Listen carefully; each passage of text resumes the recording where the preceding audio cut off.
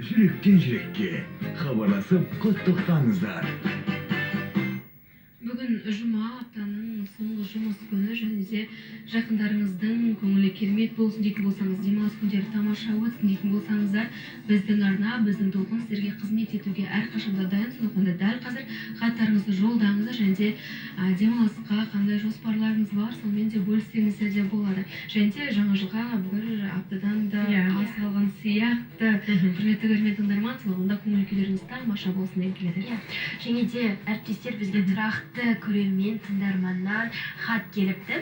0651 номерінен: сәлеметсіз бе, Жаңа FM радиосы, қалай Баян ханым? Бүгін электриктер күні құтты болсын, зор денсаулық, қажымыз қайрат тілеймін. Әрқашан жүзіңізден күлкі кетпесін, бақытты болыңыз, әрдайым сәттілік тілеймін. Жұмыстар дейді.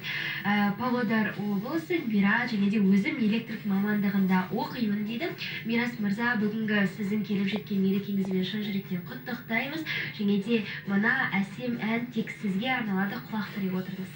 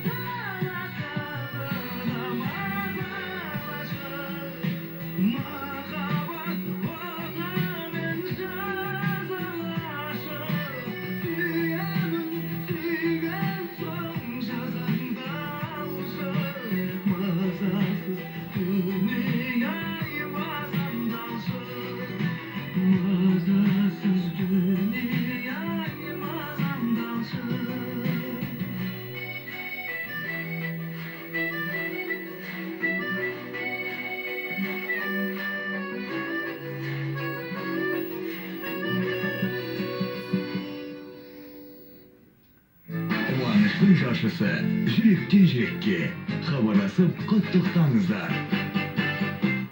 Кешілер астанасында 16 сағат 36 минутты көрсетіп отыр. Бұл жүректен жүрекке құттықтау сазды бағдарламасы. Өздеріңіздің хаттар легін жаза кетсеңіздер болады. Енді бүгінгі тақырыбымызға оралсақ, жалпы енді жаңа айттық қой, фобиямен қалай күресудің жолдарына тікелей тоқталсақ.